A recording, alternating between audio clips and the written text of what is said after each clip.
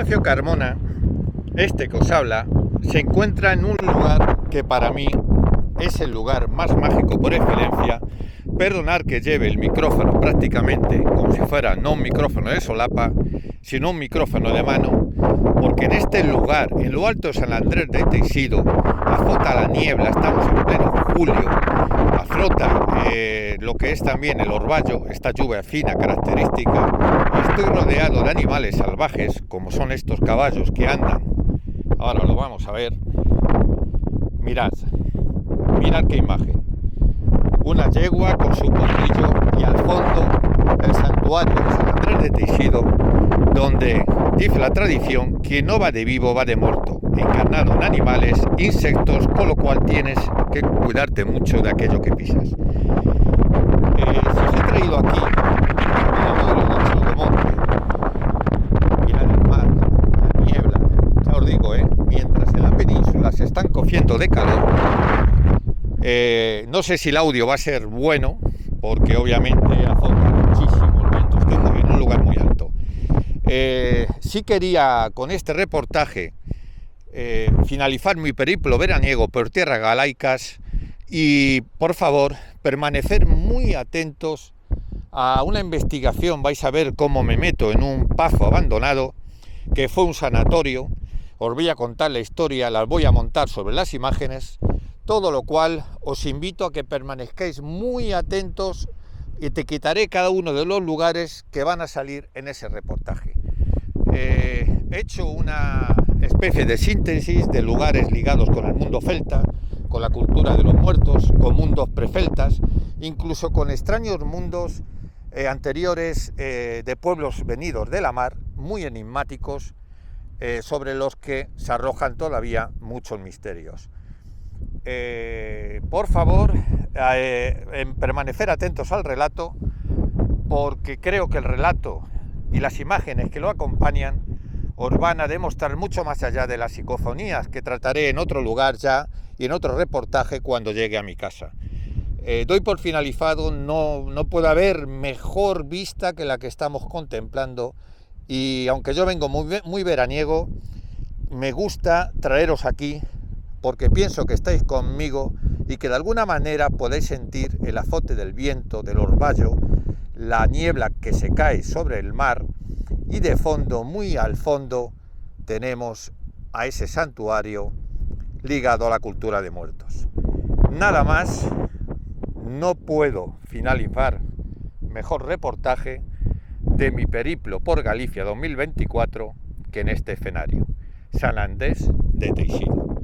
Gracias por estar ahí, suscribiros y por favor no olvidéis que si esto lo hago de manera desinteresada, y lo hago porque pienso que hay personas como vosotros que os hacéis las mismas preguntas y no atendéis a soluciones sencillas, por muy mágicas que sean.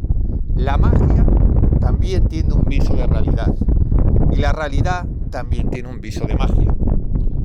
Entre ambas dos nos encontraremos, porque la inquietud humana es igual a la necesidad de comprender qué hacemos en el mundo, por qué venimos al mundo y qué puede pasar una vez que no vayamos de él.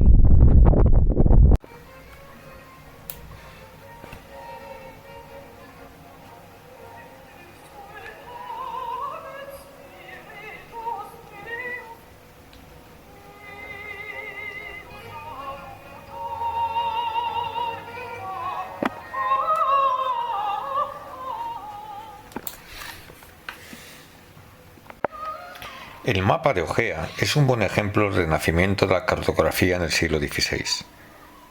Fue editado en Amberes, primer frente de la escuela holandesa, sustituido después por Amsterdam por Abraham Ortelius. Tiene la particularidad de ser el primero en el que se representa a Galicia de manera aislada, como una unidad geográfica. Así pues, es la primera imagen conocida de Galicia, que ya había aparecido en el Atlas de Ptolomeo, aunque incluida en un mapa de España con un desfigurado contorno. En la Edad Media, Galicia es un simple topónimo que no se ve acompañado de fisonomía. Habrá que esperar hasta 1375, año del Atlas catalán de los judíos mallorquines Abraham y Yehuda Cresques, para que aparezca el nuevo perfil de las costas gallegas.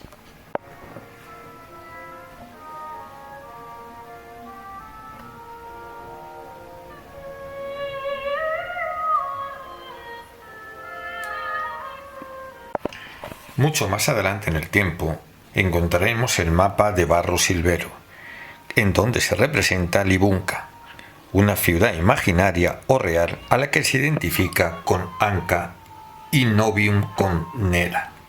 Así pues, estas especulaciones del monte Anca, cercano a la ciudad de Ferrol, sería el lugar donde se ubicaría esta mítica Libunca. Topónimos como Asmurelas, Amedonia, Furado dos Mouros parecen referirse a un poblado precelta megalítico. Podemos admitirlo, pero lo que no ofrece duda es la ocupación de esta zona por un poblamiento céltico, del que es testimonio la existencia de castros en Viladonelle y cumbre del monte de Ancos. Y es también significativo el topónimo Os Castros y calle del Castro, rúa esta última que lleva a la iglesia parroquial de San Nicolás de Neda. La pretensión de algunos autores, tratando de identificar lugares situados en Neda o en sus cercanías, Anca, Monteanco, Ferrol, Valdominio, Ambroa, con ciudades prerromanas como la Líbica o Libunca de Pomponio Mela, la Ardóbrica de Plinio o la Flavia Alambris de Ptolomea, son totalmente desatinadas o carecen de sólida fundamentación. Sin embargo, conviene tener en cuenta la opinión de García Bellido sobre Adóbrica, a la que identifica con Ferrol, y la de Monteagudo sobre Libica o Libunca, que identifica con Lavancejos. Pretender, por otra parte, atribuir la fundación de Neda a los celtas es también discutible. Solo el hallazgo y estudio de los vestigios de ciertos de la cultura post-alstástica en la propia Neda, en el castro de Neda o atrio de San Nicolás o en sus cercanías, haría verosímil esta hipótesis que hoy por hoy es gratuita. Respecto a un primer emplazamiento de Tartares o Moco, como quiera que se llamara la población que existió en la cumbre de Montes de Ancos, tampoco podemos asegurar nada. No obstante, al parecer Neda tuvo dos nombres, Tartares y Neda. Tartares fue el primitivo, pero hay quien dice que Neda fue llamada así por haber sido colonia griega. Efectivamente hubo una ciudad y un río Neda en Arcadia.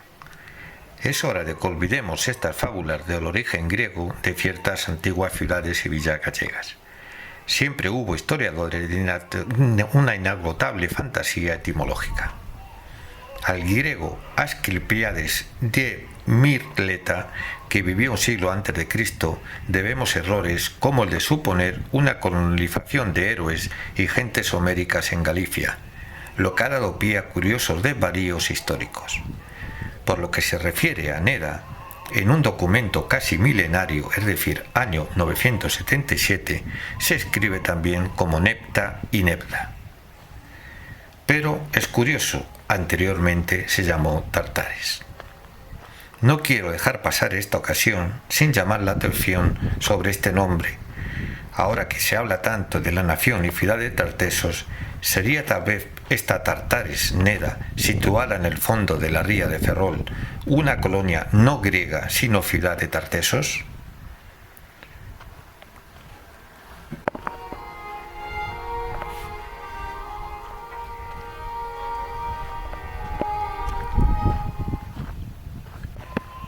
La misteriosa ciudad de Tartesos, en la que al decir del sabio alemán Schulten está la clave de la cultura más vieja de Occidente, fue destruida por completo hacia el año 500 a.C. Casi 900 años después, Avienno la cantaría en su hora marítima con estas palabras: grande y opulenta ciudad en épocas antiguas, ahora pobre, ahora pequeña, ahora abandonada, ahora un campo de ruinas. Tal vez en el espacio comprendido entre Neda y lo alto de Monte de Ancos esté la clave de la cultura más vieja de Galicia. la cultura de nuestros antepasados más remotos hasta ahora conocidos, los llamados draganis, anteriores a los celtas, hombres del vaso campaniforme.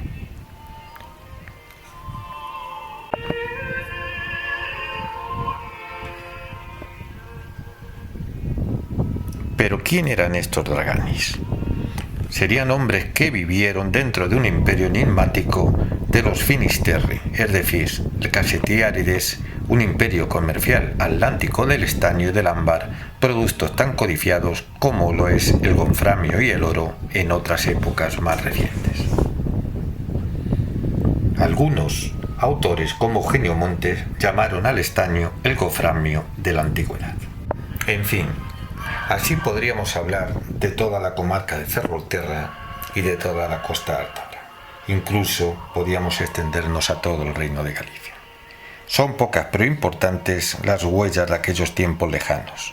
Algunas son de aquella época que nos llegaron por hallazgos arqueológicos y otras recogidas por escritos altomedievales. Las singularidades de las gentes que poblaron esta tierra en una era de profundos cambios como la que se inició con la conquista y dominación céltica, siglo VI a.C. y finales del siglo I antes de nuestra era, hasta la conquista y dominación romana, finales del siglo I antes de Cristo y principios del siglo V después de Cristo. Cuando aquí me estoy refiriendo a conquista y dominación céltica, me refiero a la llevada a efecto por los ártabros, que realizaron una celtificación profunda de la población indígena con la que se fusionaron. Esta celtización o colonización es probablemente producida por un pueblo celta latiniense galo-britónico, con su ejército itinerante que se asentó en nuestra tierra sobre el siglo VI a.C. Digo esto porque la onomástica ártabra posee el prefijo art, oso, que es de la rama galo-británica, mientras que la alástica sería mat, oso. También los historiadores sitúan en esas tierras la ciudad de Ardóbrica. Ardóbrica bien pudiera ser una corrupción latina de Artóbrica, posiblemente ciudad fortín capital de los ártabros. Así encontraríamos una ciudad gala que también se denomina Artóbrica y una diosa gala, Artaios, que se representa al lado de un oso. Las referencias que hacen los geógrafos e historiadores greco-romanos sobre los ártabros y las recientes interpretaciones científicas tienen ahora aquí unas reseñas y comentarios. Así Posidonio, Estrabón, Polibio, Pomponio Mela y Ptolomeo aportan interesantes noticias que, no obstante estudiadas y reinterpretadas nuevamente a la luz de recientes hallazgos arqueológicos, nos permiten dibujar un retrato robot de la cultura ártabra.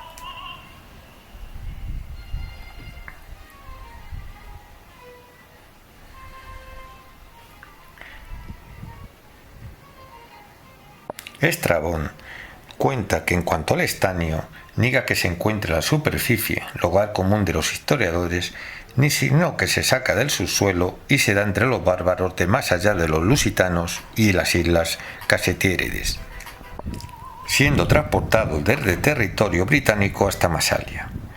Cuenta que entre los ártabros, que son los pueblos más remotos de la Lusitania hacia el noroeste, la tierra tiene eflorescencias de plata, estaño y oro blanco, por estar mezclado con plata, y que esa tierra la arrastran los ríos.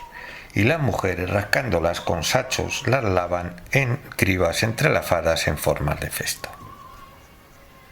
Estrabón también nos cuenta que al final viven los ártabros cerca del cabo que se llama Nerio, y que es el extremo de la costa occidental septentrional. Los ártabros tienen abundantes ciudades agrupadas en el Golfo que los navegantes y los que la frecuentan llaman a estos lugares puertos de los ártabros. Son alrededor de 30 tribus que se reparten el territorio entre el Tago y los ártabros. La mayoría de ellos pasaban la vida apartados de la tierra en latrocinio y en guerras entre sí con sus vecinos, hasta que los pacificaron los romanos, haciéndoles bajar al llano y convirtiendo sus aldeas en ciudades.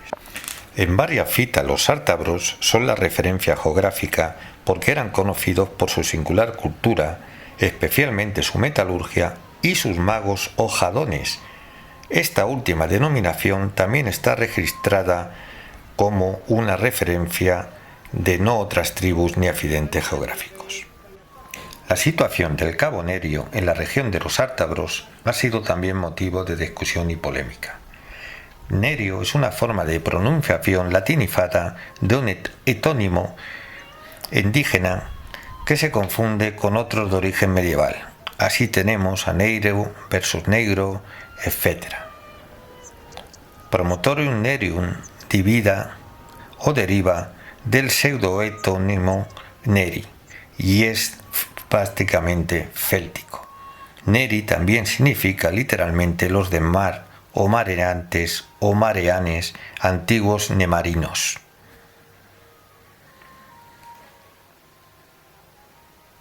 En toda la zona vamos a encontrar, por ejemplo, adornos como los torques.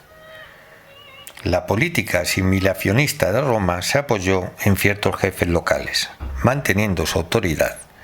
Esto implicaba, entre otras, que la obediencia al jefe colaboracionista venía reforzada por una lujosa ostentación de sus símbolos indígenas de prestigio, los llamados torques, pero ya simbólicamente devaluados por efecto de la humillante conquista.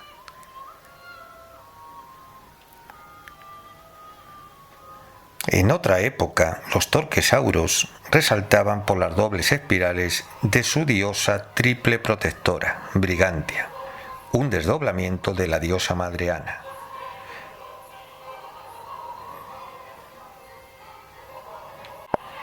Las dobles espirales representadas en los torques, al estar agrupadas a pares, también podrían representar al mismo tiempo la rosa de los Artis, referida a los cuatro vientos del dios de las tormentas, Taranis.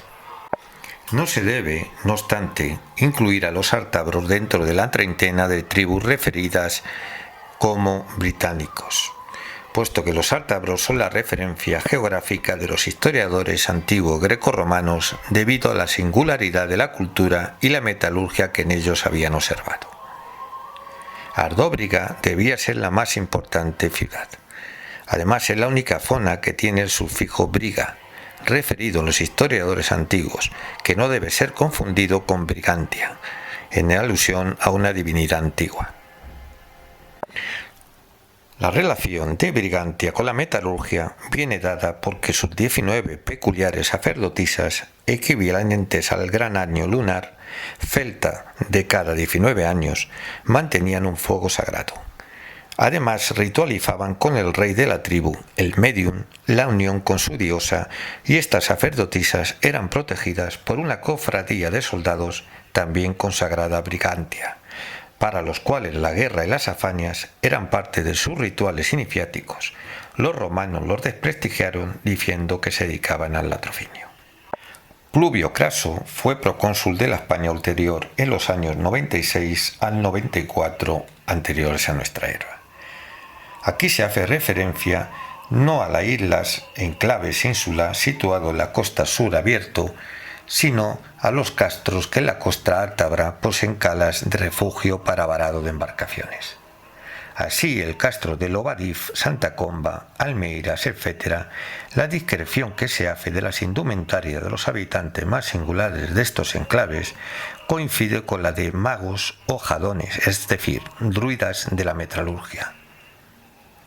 En este punto sí que hay un paralelismo con los druidas metalúrgicos de Britania, en donde el apellido Smith estuvo relacionado antiguamente con una casta de druidas que trabajaban los metales. El carácter pacífico está en concordancia con la sociedad estable y más civilizada de los ártabros entre los bárbaros del noroeste. La relación de Brigantia con la metalurgia viene dada por el fuego sagrado que mantenían sus sacerdotisas. En concordancia con esto, los herreros metalúrgicos estaban en una elevada posición por dominar una magia especial. Culto al fuego lo encontramos en el mundo indoeuropeo, pero especialmente en la antigua Persia, el mundo indoiráneo, con la doctrina de Zoroastro y el culto de Mitra, en donde una cofradía de jóvenes guerreros, como los de Brigantia, tenían un acto iniciático con aspersión de sangre por el dragón, en realidad la de un adversario o de un toro. Por otra parte, los sacrificios de víctimas humanas fueron sustituidos por unas ligeras heridas rituales, como se desprende de los comentarios que sobre las costumbres de los galos nos da Lucano. Curiosamente, a este hecho podría corresponder la pelea ritual que en Ombre, localidad cercana a Puntedurme, aún se realizaba en la primera mitad del siglo XX, que cesó precisamente cuando había cierto derramamiento de sangre entre los mozos. Así terminaba esta costumbre que se adentró prácticamente hasta principios de nuestra era.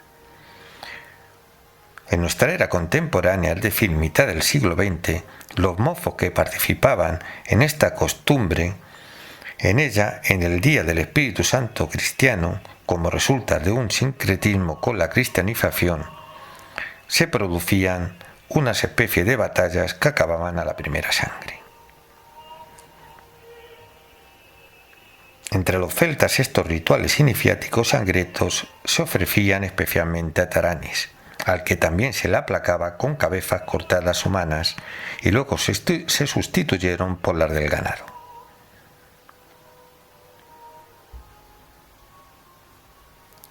La referencia a Taranis es muy importante, puesto que se puede relacionar con la cabeza cuadrifacies de 4 caras que hoy se sitúa en el Museo Provincial de A Coruña y que apareció en Pontedurme, siendo la pieza clave del encuentro de muchos temas que tienen que ver con otros sincretismos. En la referencia a las cabezas cortadas de los enemigos muertos o también de jefes importantes por su vida heroica representan un simbolismo importante. Los celtas consideraban que en la cabeza residía el alma y la magia que poseían en vida, también después de muertos, por lo cual aún así era un símbolo protector. En este contexto debe encuadrarse la representación pétrea de cabezas cortadas encontradas en el norte de Galicia, como era en el caso de Pontedurme. Esta iconografía está ligada al dios Taranis de una manera muy clara.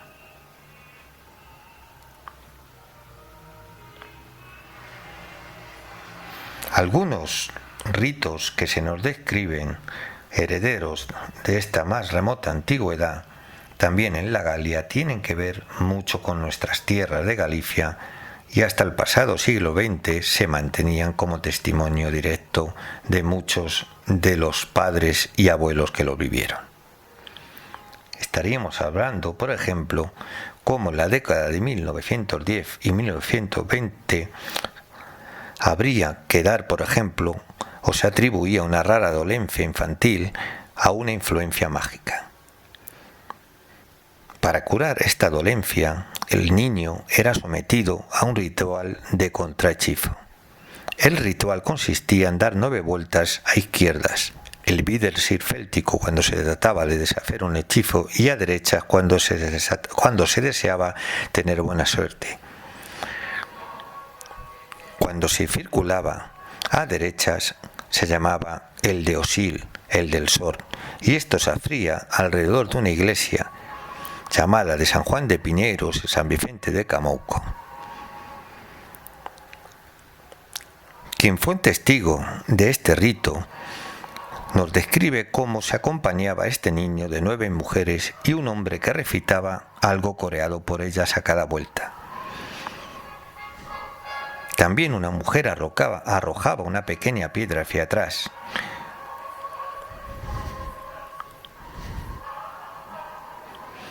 Cuenta el cronista cómo a la 5ª o 6ª vuelta observaron que una lechuza se iba del lugar, considerando que ya se anuló el hechizo, y no siguieron más alrededor de la iglesia.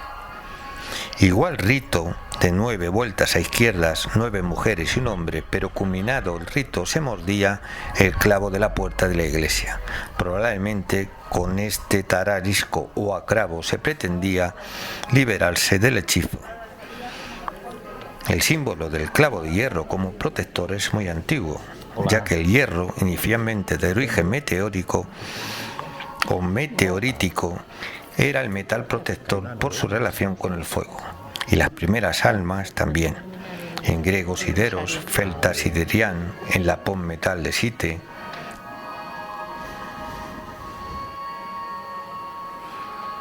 Este mismo ritual lo observamos también en la iglesia de San Miguel de Ebreamos.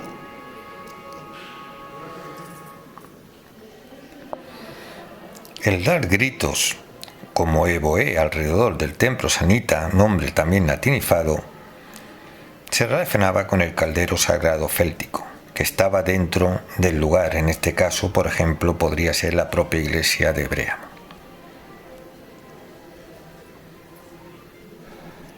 Volvamos a Taranis.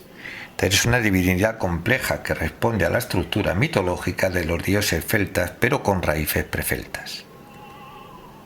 Así, en la iconografía de Taranis, el hecho de que la rueda que la acompaña ha sido interpretada como símbolo solar es consecuencia de la identidad romana con su dios Júpiter, que es el mundo romano una divinidad solar. Por el contrario, Taranis es el señor de la oscura tormenta, y su rueda no tiene nada que ver con un símbolo solar, sino con la rueda de los vientos, la rueda rosa de los vientos de los puntos cardinales o artis célticos.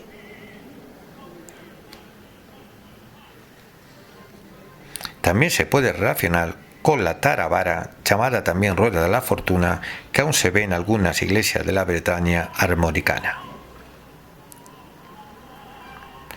Los vientos principales, representados con 4 espirales en cruz, hacen girar, situado en la base, a la torre giratoria, símbolo del otro mundo, que aparece en la tradición celta. Es el molino donde residen los dioses del otro mundo. Taranis galar romana parece que puede venir del céltico tarán, que significa trueno. En la mitología irlandesa, Taranis es identificado con Valor, el de un solo ojo con el que hería cuando lo abría lanzando un rayo. Pero Valor es un dios de las tinieblas, vencido con los otros dioses tenebrosos, los Formoré, por los dioses de la luz, los Tuatha de Danann o los dioses de la tormenta tenebrosa. Siempre han existido dioses de la oscuridad en contraposición a los de la luz, como el dios céltico Lugh, tan evocado y representado.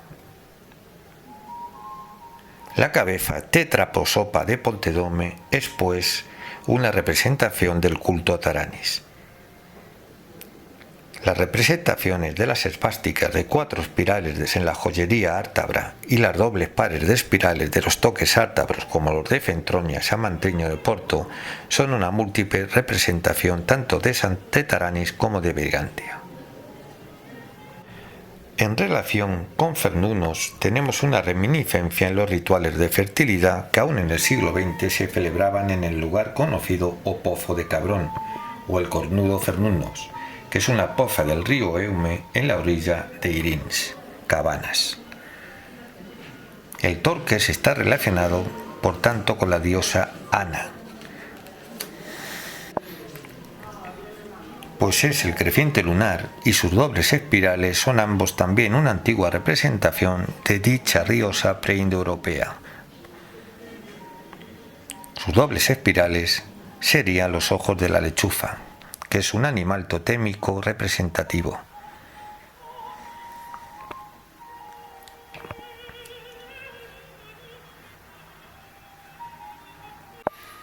Volviendo a la mítica ciudad de Libunca, según los historiadores y geógrafos grecorromanos, era la capital de los Iadoni.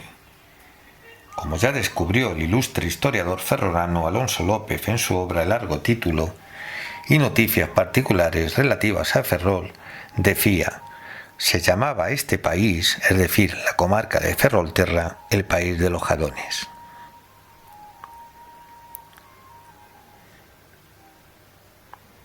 Iadoni es una fonética céltica latinizada y deriva del celta galo-britónico udón, jadón, literalmente el que domina la magia. En el indoeuropeo y en el antiguo indo-iranio, este testimonio yadú es igual a mago, igual que en sánscrito en la India son los gadeses de la mitología hindú. En el contexto que estamos hablando sería el equivalente a druida, en realidad una variante o adaptación galo-romana, pues druida viene de druigade, darevide, que significa el sabio del roble. Probablemente los Diadonis eran una comunidad de magos druidas cuya Mediolanum, lugar central o capital, era la ciudad de Libunca. dominaban toda la comarca de Ferrol y más allá seguramente, y Adonia sería el equivalente a Ferrolterra en la antigüedad.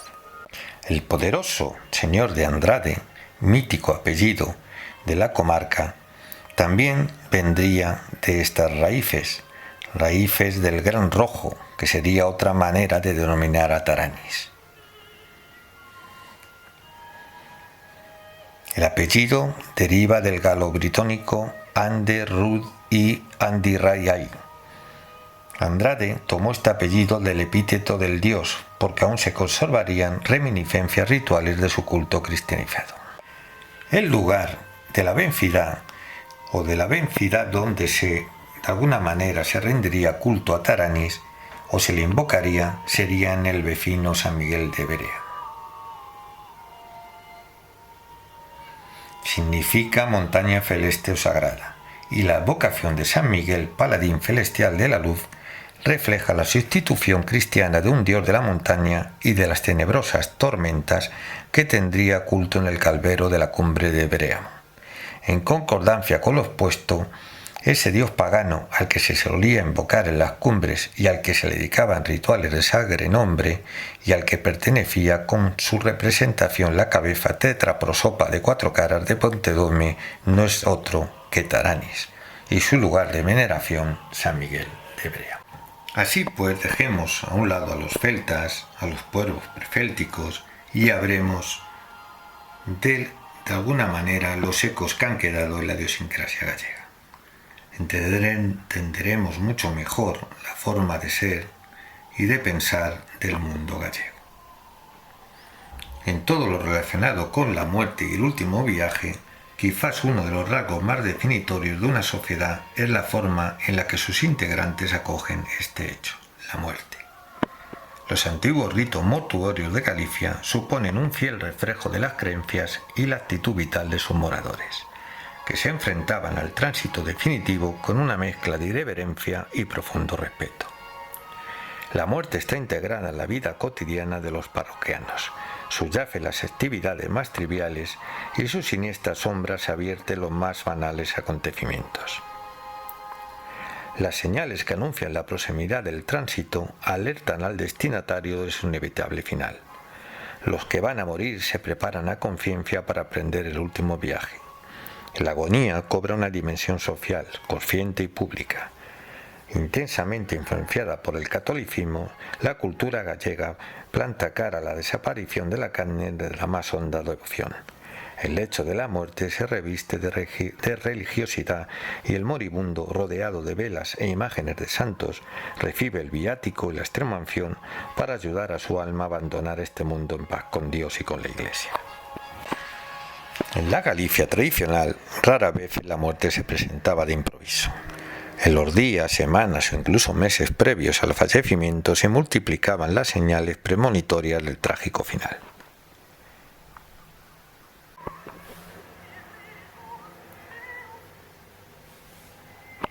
Recibían estos fenómenos los nombres de agoiros, avisos o citas. Una gallina que canta como un gallo, el aullido de un perro en la noche, el canto o la presencia de pájaros que son considerados de mal agüero, especialmente el cuervo y la lechuza, el olor a velas o incienso o el tañer de una campana. Todos estos constituían signos inequívocos de una muerte cercana, aun sin precisar quién ni en qué momento se produciría la defunción. En el caso de las aves, no resulta complicado establecer su relación con la muerte. El color negro del cuervo se identifica en la cultura occidental con el luto y sus hábitos alimenticios, al tratarse de un pájaro carroñero, y lo sitúan inmediatamente en el escenario del fin de la vida. Tanto es así que se dice que cuando el cuervo grazna es que reclama plato, y su ingrata presencia se conjura con la siguiente fórmula: corvo agoreiro, vaite liseiro, que en esta porta non hai carne morta.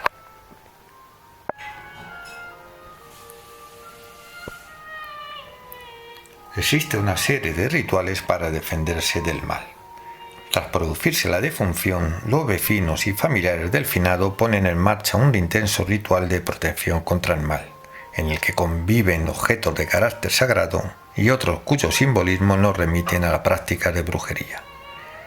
La primera medida es tapar todos los agujeros del cadáver. Además del sentido meramente pragmático, se sugiere que esta prevención responde a la creencia de que Satanás entra por los orificios naturales, del mismo modo que las enfermedades. Otra posible interpretación de esta costumbre es la necesidad de cerrar el camino del alma para que no retorne al cuerpo. A los pies de la cama se coloca un caldero con agua bendita y una rama de laurel, y sobre el difunto una cruz y un rosario, elementos todos que guardan estrecha relación con el culto católico. Sin embargo, en la liturgia póstuma de la cultura popular gallega aparecen otros objetos cuya interpretación simbólica remite a ceremoniales paganos. Entre ellos los más comunes son la sal, el peine, el acero y los instrumentos cortantes como unas tijeras o una hoz. La sal, utilizada como protección contra el demonio, es un ingrediente común en el escenario de la superstición occidental y aparece en multitud de rituales para librarse del mal de ojo o para provocarlo. Por ejemplo, es una creencia común que derramar sal en la puerta de un vecino supone invocar la enfermedad o la muerte, del mismo modo que caerse la sal en una casa anuncia una desgracia futura. El peine forma parte de un ritual funerario relacionado con la costumbre de guardar el pelo después de peinarse en los orificios de las paredes de las casas, porque después vendrán las almas a recogerlo. Por su parte, las tijeras y la hoz cortarán la enfermedad y evitarán que se propague, impidiendo así que la muerte se lleve a otros miembros de la familia.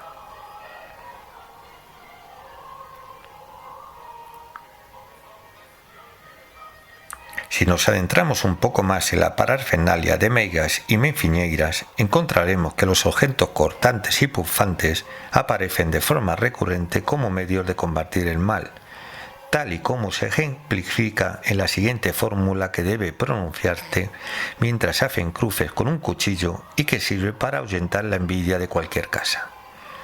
Cortoche envidia, envidiosos, envidiosas, ebrusos, ebrusas, emeigas, emeigos, hechifos, hechifas, e a malas miradas aparten de mí, e da miña xente toda de canto teño tene fora, polo poder de Dios. Amén.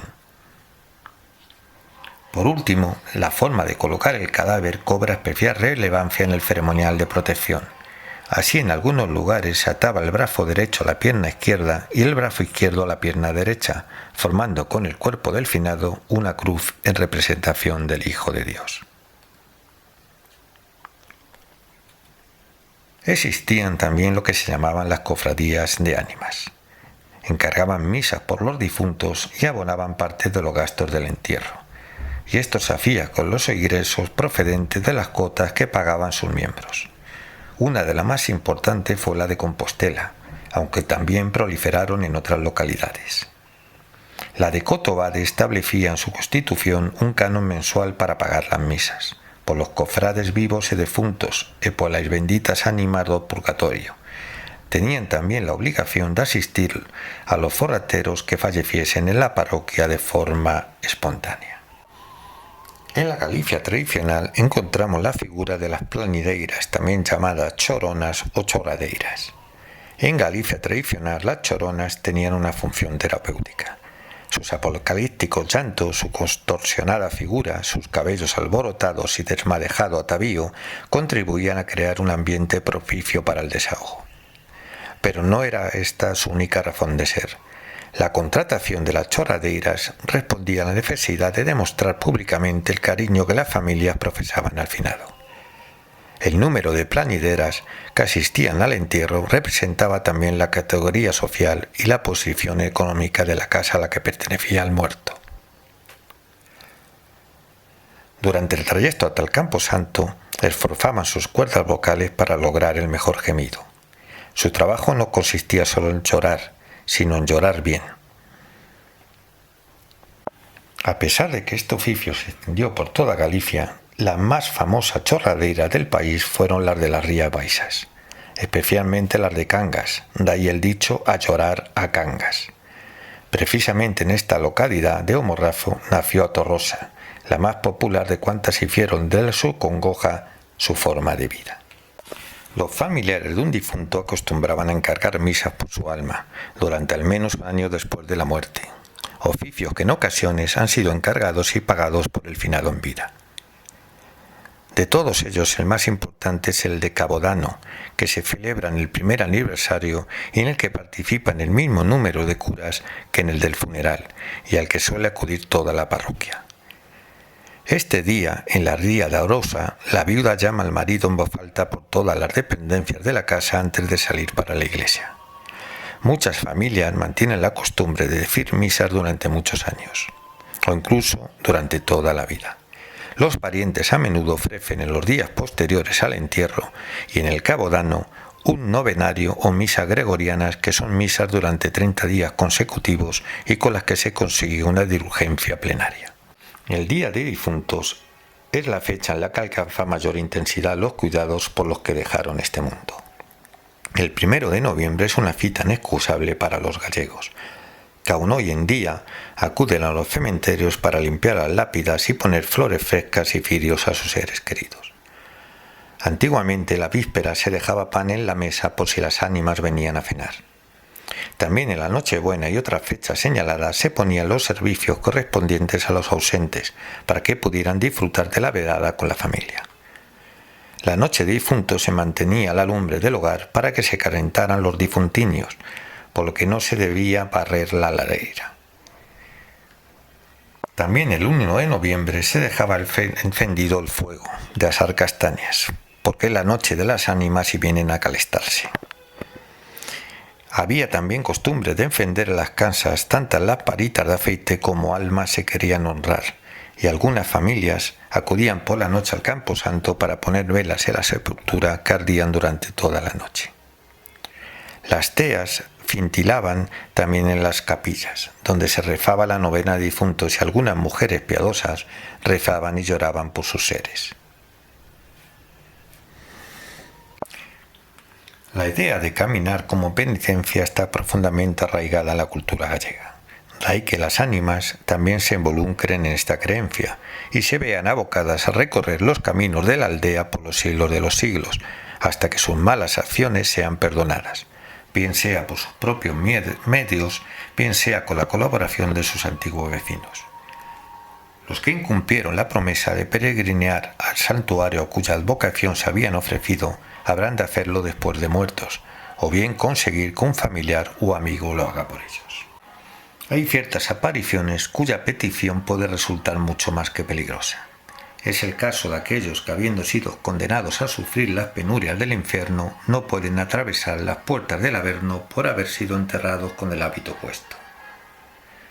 Al ser el hábito un objeto sagrado, está vetado a los pagos de Satanás, así que los que lo llevan no pueden abandonar este mundo hasta que un vivo se lo rompa.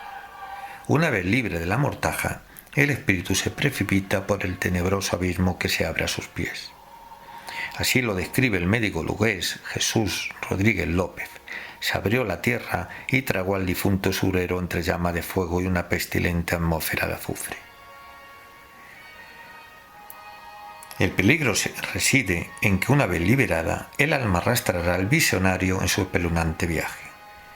Para impedir que esto ocurra, hay que dibujar un círculo en el suelo y meterse dentro. Es importante hacer bien el círculo y que todo el cuerpo quede dentro. De lo contrario, el condenado puede agarrar a su benefactor y llevarlo consigo.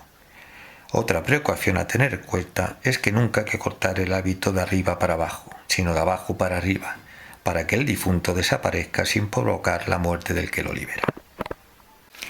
Las misas de ánimas son misas en las que el cura y los feligreses son difuntos. Se trata de almas en pena que deben acudir a los servicios religiosos para expiar los pecados que cometieron durante la vida. Suceden, como todos los acontecimientos de ultratumba, por la noche. El que la presencia pasa por cerca de una iglesia oye tocar la campana y entra para escuchar el oficio. Al poco tiempo se percata de que los feligreses son espíritus, porque a pesar de ser numerosa la concurrencia, no hacen ruido al arrodillarse y al levantarse, ni tampoco se escuchan sus rezos. Otra de las fórmulas que utilizan los espíritus para regresar al mundo es meterse en el cuerpo de un vivo. Se dice que las víctimas de estos sobrenaturales ataques suelen ser débiles de carácter y asustadizos, y es que el alma invasora aprovecha precisamente esta circunstancia para tomar posesión de su nueva morada. Cuando se asusta por algún motivo y abre la boca, el difunto entra por ella en su organismo. A veces es el propio invasor el que provoca el sobresalto para colarse en el cuerpo del otro. Esta creencia de que los espíritus entran por la boca tiene reflejo en el habitual gesto de hacer la señal de la cruz sobre los labios de los niños que acaban de bostezar. Los síntomas de esta extraña ocupación guardan en la mayor parte de los casos relación con los indicios de algún desorden mental. Los poseídos tienen alucinaciones, comportamientos extraños, se retuercen, gritan y muestran un total desinterés por cualquier actividad cotidiana y a menudo padecen desórdenes alimenticios. Del mismo modo que los aparecidos, los cuerpos abiertos suponen una llamada de atención desde el más allá. Los difuntos se reencarnan en un familiar porque éste ha descuidado la atención debida a aquellos que han perdido la materia, pero continúan presentes en un estadio incorpóreo.